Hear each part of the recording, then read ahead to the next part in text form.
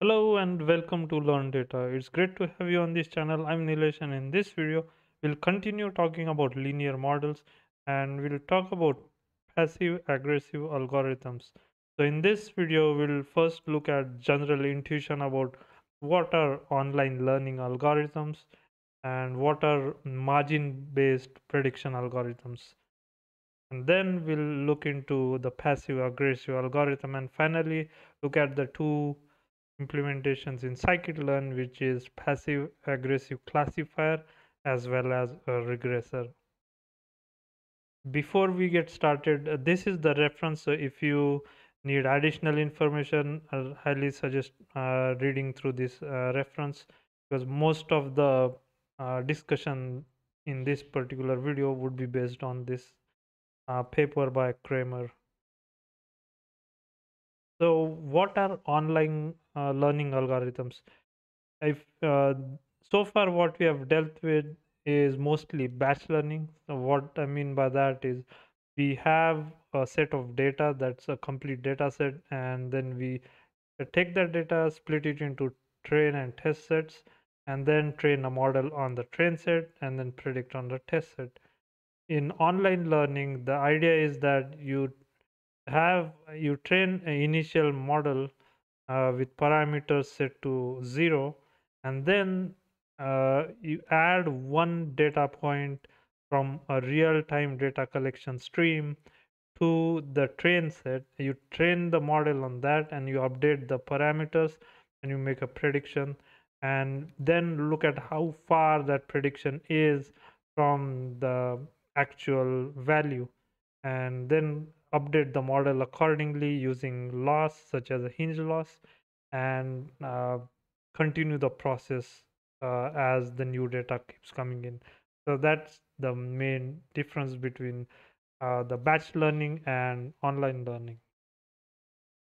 So margin-based classifiers, we have already seen in this type of chart in one of the previous videos.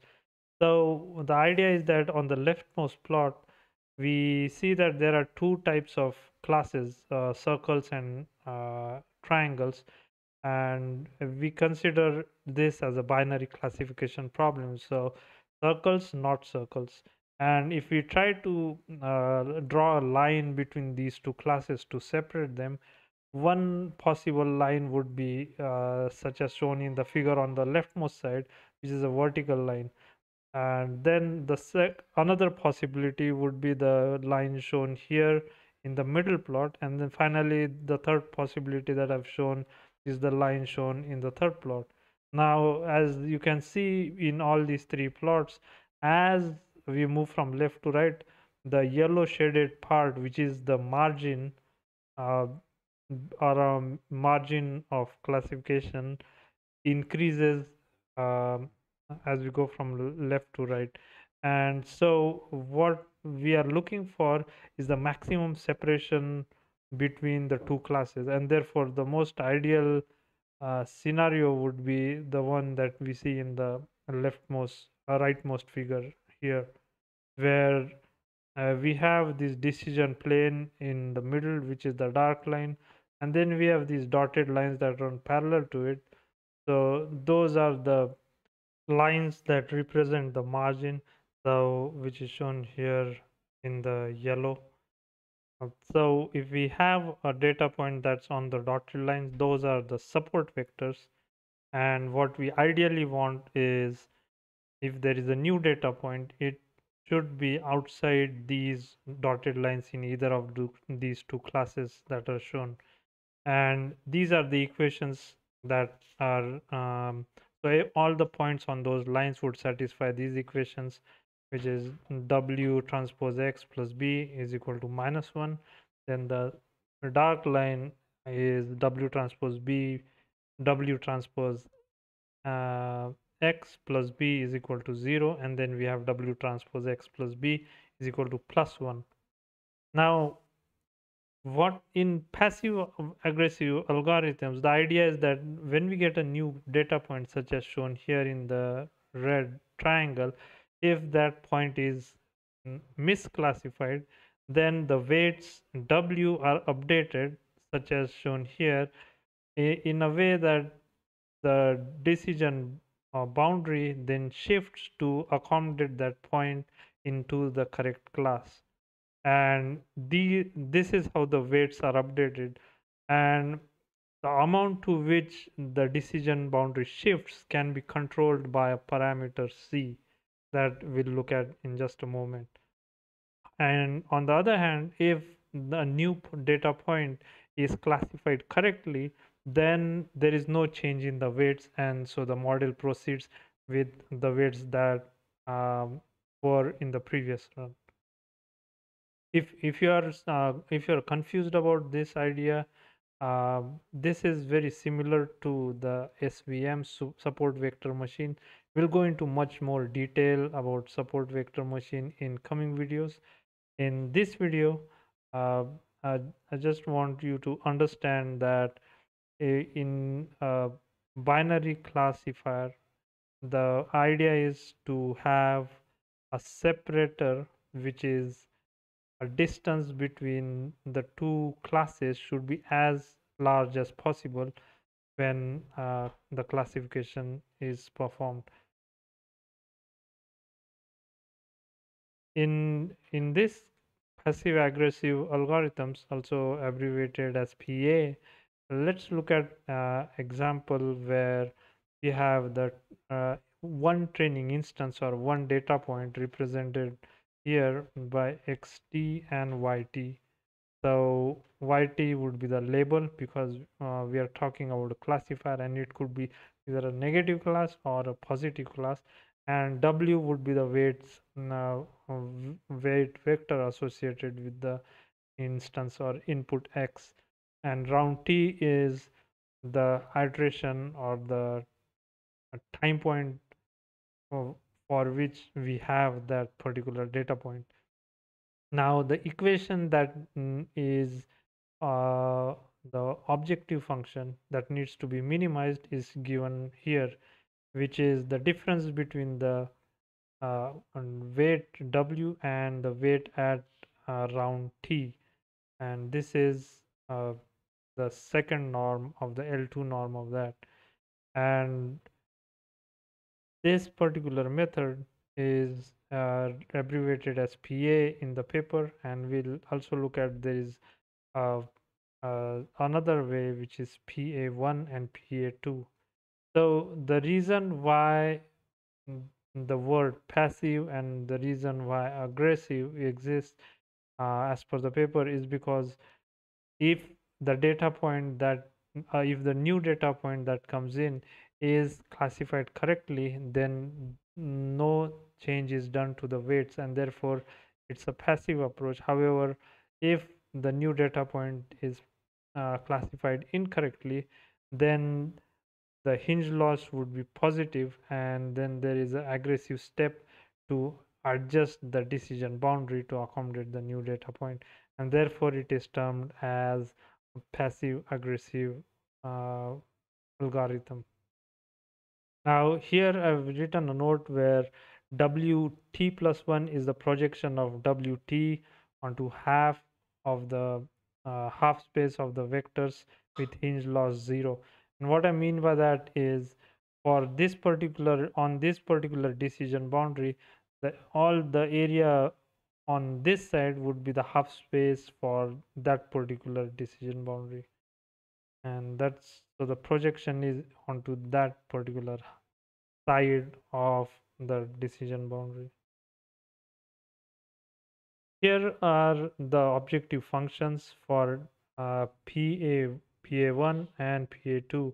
The difference is that in the second and third case, there is a new parameter which is psi here, which is a slack parameter that is added, and eta, sorry, that's the slack parameter that is added along with C.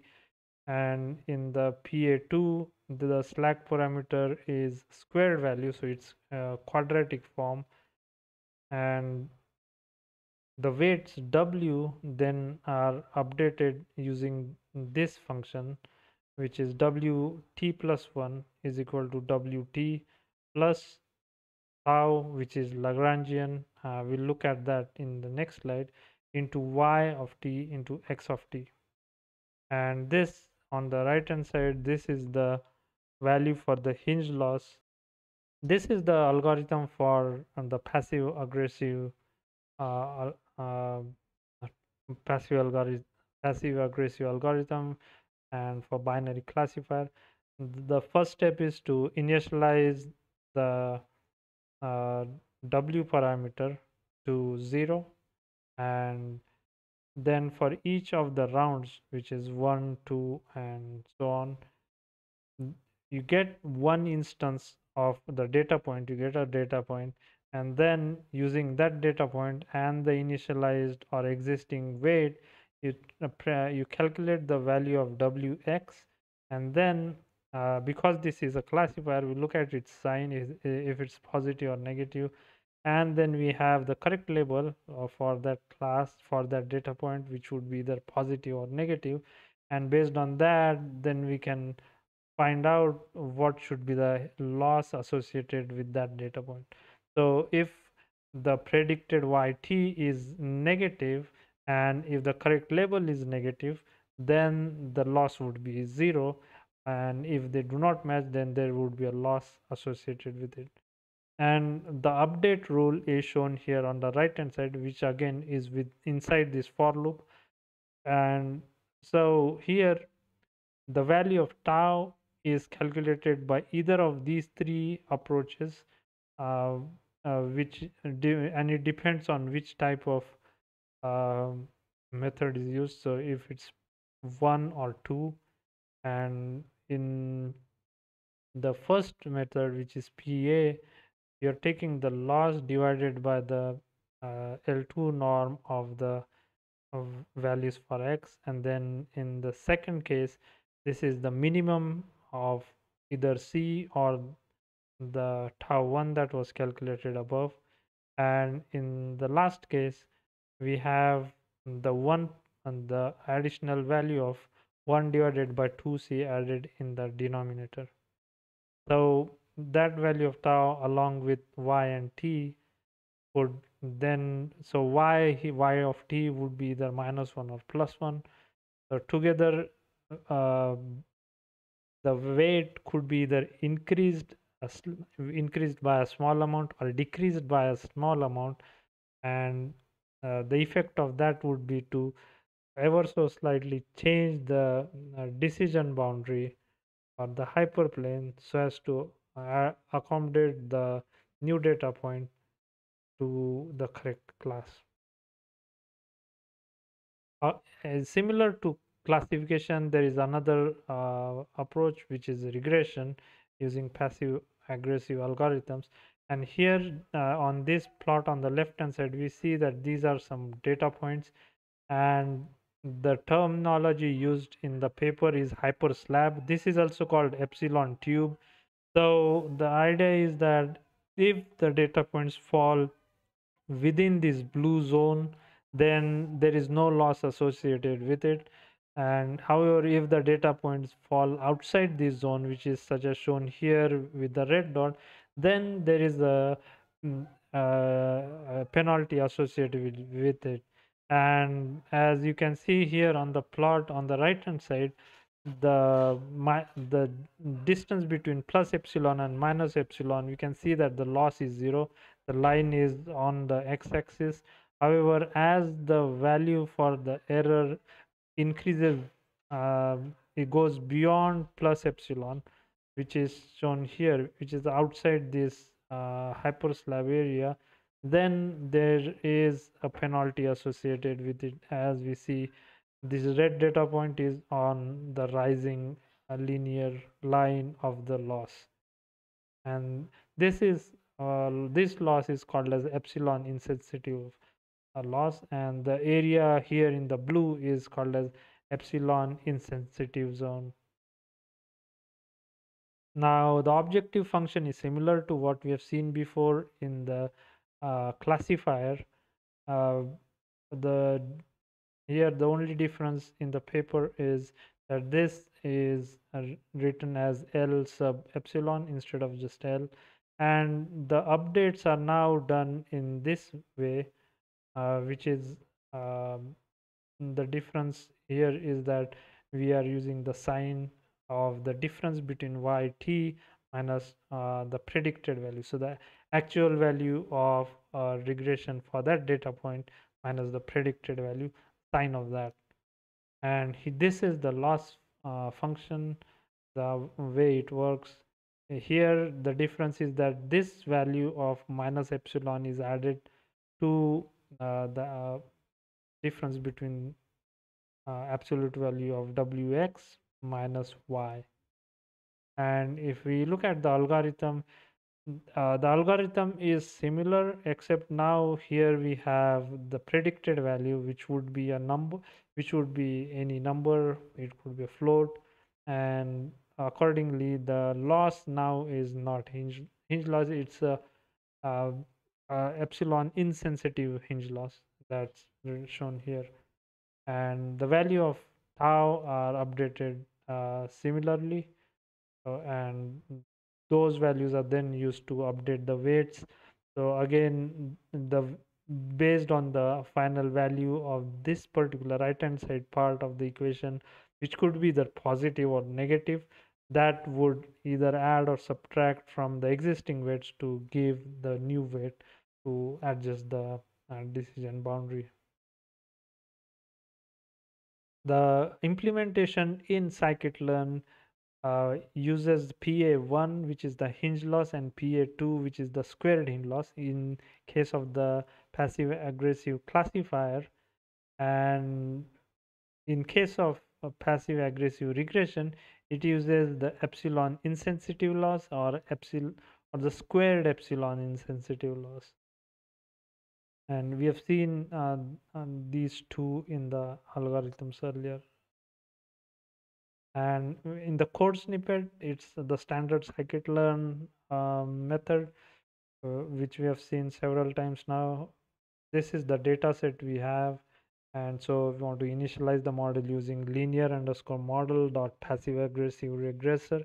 And here we can specify the value of C, which which which is to say how aggressively want the decision boundary to change with the addition of new data point, and then fit on the train set and then predict on the test set. Now let's get into Jupyter Notebook and do the actual coding. Here in Jupyter Notebook, I've imported these libraries, NumPy, Pandas, and from sklearn, we have data sets, print, test, split, and matrix. And then also have the linear model and make classification and make regression. These are what we'll use to create the data. These are the versions that I'm using. So for data set, we'll create a small data set, although it won't be an online data set as we discussed earlier, but for illustration purposes, we'll use this data set, and in later on in one of the future videos, I'll create a example specifically tailored for this application.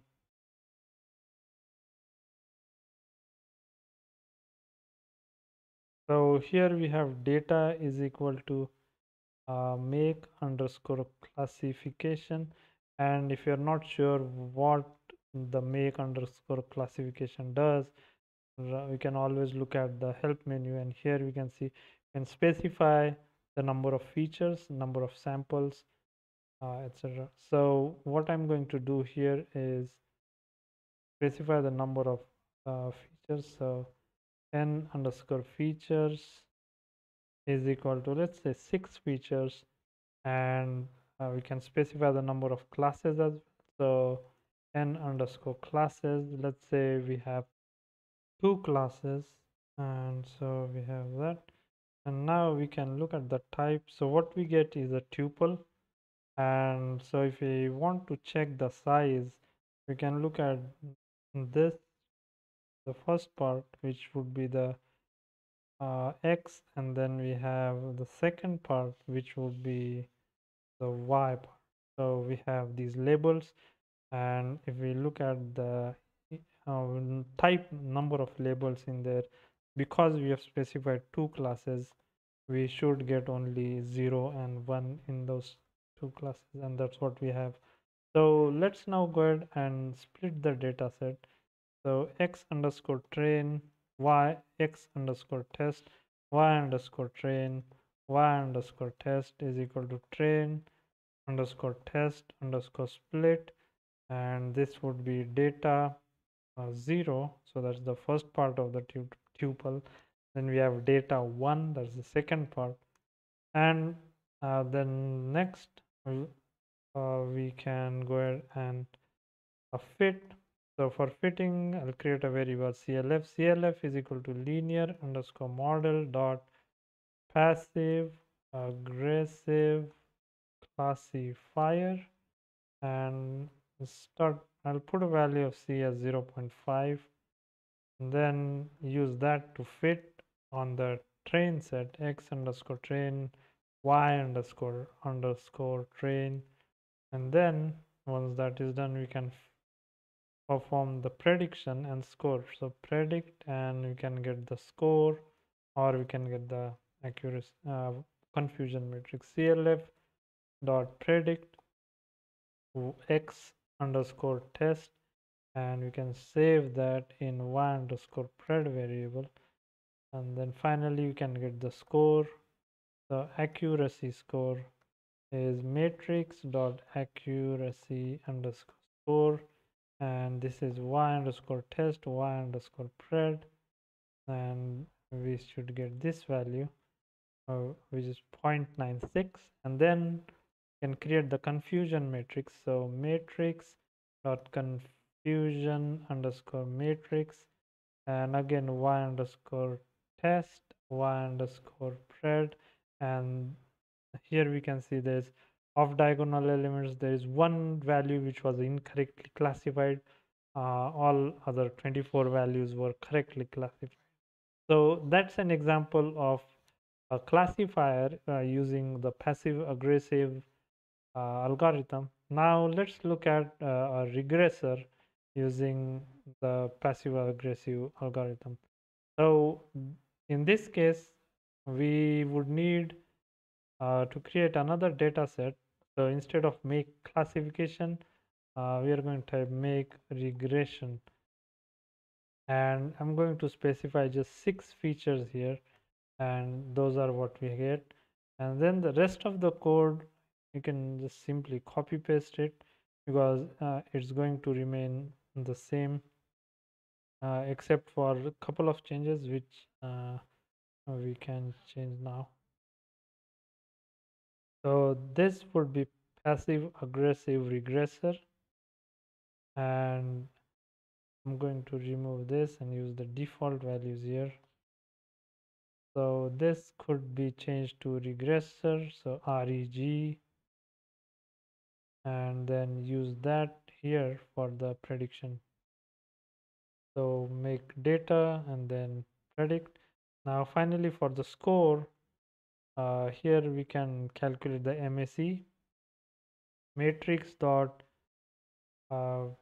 mean underscore squared underscore error, and this would be y underscore test, y underscore pred, and you can print it. So that's the MSC, which looks like it's fairly low.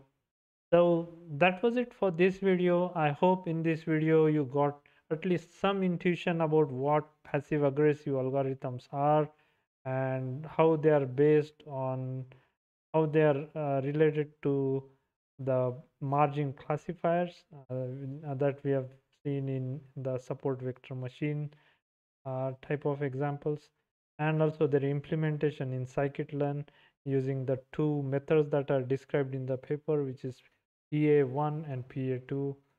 And we have also seen that the type of losses that are used. So classifier uses the hinge loss, whereas um, the regressor uses the epsilon insensitive loss. If you have any questions or suggestions, please let me know in the comment section below. We'll cover the topic of margin classification in much greater detail when we start discussing about support vector machines in upcoming videos. Until then, please like, share, and subscribe. I hope to see you all in the next video. Thank you.